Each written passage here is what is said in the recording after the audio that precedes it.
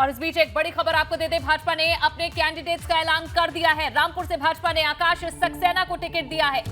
इस वक्त की ये बड़ी खबर, रामपुर से भाजपा ने आकाश सक्सेना को टिकट दिया है। आकाश सक्सेना जो धुर विरोधी माने जाते हैं आजम खां के, उन्हें भाजपा ने रामपुर से टिकट दे दिया है। बता दें कि कई जो केसेस दर्ज हैं आजम खां पर, उसमें आकाश सक्सेना की बड़ी भूमिका है। उन्होंने कई केसेस दर्ज कराए हैं और अब रामपुर से भाजपा ने आकाश सक्सेना को ही टिकट दिया है।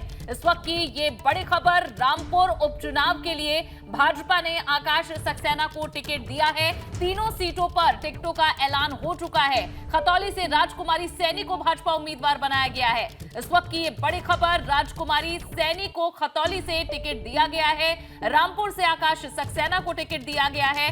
खतौली जो कि मुजफ्फरनगर में आने वाली विधानसभा है, जिस पर आरएलडी ने अपना उम्मीदवार उतारा है, यहां भाजपा की तरफ से भी अब उम्मीदवार का ऐलान कर दिया गया है।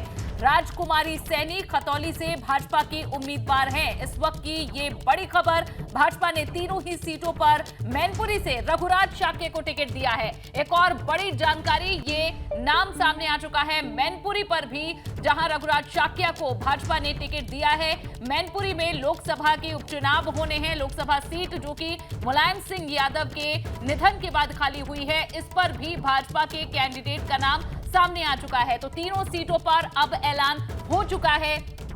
जहां माना जा रहा था कि समाजवादी पार्टी ने जो रामपुर की सीट से अभी तक कैंडिडेट का ऐलान नहीं किया है, उसका कारण ये है कि वे पहले भाजपा के कैंडिडेट को देखना चाहते हैं और अब भाजपा ने यहां से ऐलान कर दिया है। और इस वक्त आपको बड़ी जानकारी दें कि भाजपा ने मैनपुरी, रामपुर और खतौली तीनों ही सीटों पर उम्मीदवारों का ऐलान कर दिया। बिल्कुल, तो इंतजार था नामों का और उपचुनाव के लिए भाजपा ने अपने प्रत्याशियों की लिस्ट जारी कर दी है। रामपुर से भाजपा ने आकाश सक्सेना को टिकट दिया है। मैनपुरी से भाजपा ने रघुराज शाक्य और राजकुमारी सैनी खतौली से भाजपा उम्मीदवार है। और जैसा कि इन तीनों ही सीटों पर पहले से अनुमान जताया जा रहा था कि रामपुर से आकाश सक्सेना पर दांव खेल सकती है एक बार फिर से बीजेपी, वही हुआ।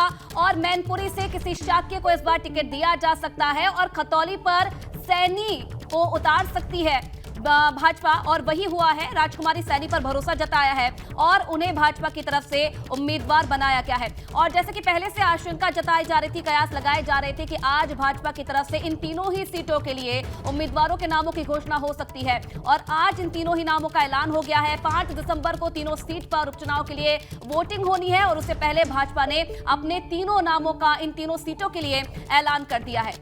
ये दोनों टेबल आप दोनों तरफ देख पा रहे हैं, जहां भाजपा की तरफ से तीनों नाम आ चुके हैं, लेकिन समाजवादी पार्टी और गठबंधन में आरएलडी, उनकी तरफ से 2 सीटों पर नामों का ऐलान हुआ है। और आज संभावना है कि रामपुर में, जहां आजम खां भी एक बैठक के बाद इस सीट पर ऐलान कर देंगे अपने उम्मीदवार का, जहां कांग्रेस की तरफ से और बसपा की तरफ से कहा जा चुका है कि वे इस चुनाव में भागीदार नहीं होंगे, चुनाव नहीं लड़ा जाएगा ये उपचुनाव। आज कांग्रेस और बसपा ने भी ये साफ कर दिया है और ऐसे में भाजपा के ये 3 उम्मीदवार सामने हैं। तो मुख्यतः अगर देखा जाए तो सपा और भाजपा के बीच ही इन तीनों रणों को लड़ा जाएगा। इन तीनों ही युद्ध भूमियों में जो योद्धा उतरेंगे उनकी भी अब तस्वीर साफ हो गई है। अविनाश हमारे संवाददाता ज्यादा जानकारी दिल्ली से देंगे। अविनाश, तीनों नाम सामने आ चुके हैं, एक एक कर बताएं कि आखिर क्या कारण इनके चुनाव के पीछे रहे हैं, इन नामों को क्यों चुना गया है।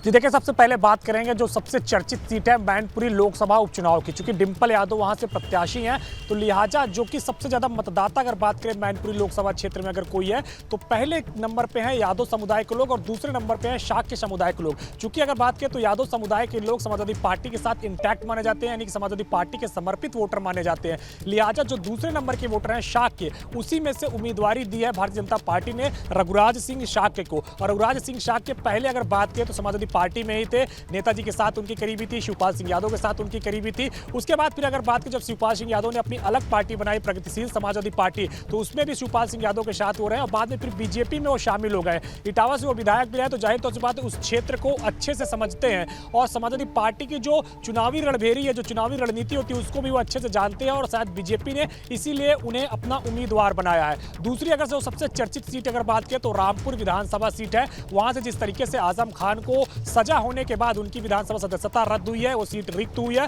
तो लिहाजा वहां से बीजेपी ने उम्मीदवार बनाया आकाश सक्सेना को। आकाश सक्सेना वही शख्स हैं जो आजम खान के खिलाफ लगातार केस लड़ते रहे हैं, लगातार उनके खिलाफ मुकदमे लगाते रहे हैं और लगातार अपने उन मुकदमों की पैरवी करते रहे और इसी वजह से उस क्षेत्र में काफी चर्चा में हो रहे हैं। पहले भी वो आजम खान के खिलाफ चुनाव लड़ चुके हैं और इसके बाद अगर बात करें तो इस बार फिर से बीजेपी ने उन्हें ही अपना उम्मीदवार बनाया है। चूंकि आजम के खिलाफ वो एक लड़ाई का चेहरा है कि आजम की जितनी भी अब तक लड़ाई लड़ी गई, जितने भी मुकदमे में उनकी सजा हुई है, ज्यादातर मुकदमे में वादी आकाश सक्सेना ही रहे, कंप्लेन उन्हीं की तरफ से दायर की गई थी। तो इसी वजह से बीजेपी ने उन्हें ही अपना उम्मीदवार बनाया। तीसरा अगर बात करें तो जिस तरीके से खतौली में विधानसभा का उपचुनाव होना है, विक्रम सैनी की विधानसभा सदस्यता हेट स्पीच के चलते गई है, तो उनकी पत्नी को वहां से उम्मीदवार बनाया गया है, राजकुमारी सैनी को। और इसके बाद अगर बात करें तो वहां से मदन भैया जो कि लोनी से विधायक हुआ करते थे गाजियाबाद। अविनाश,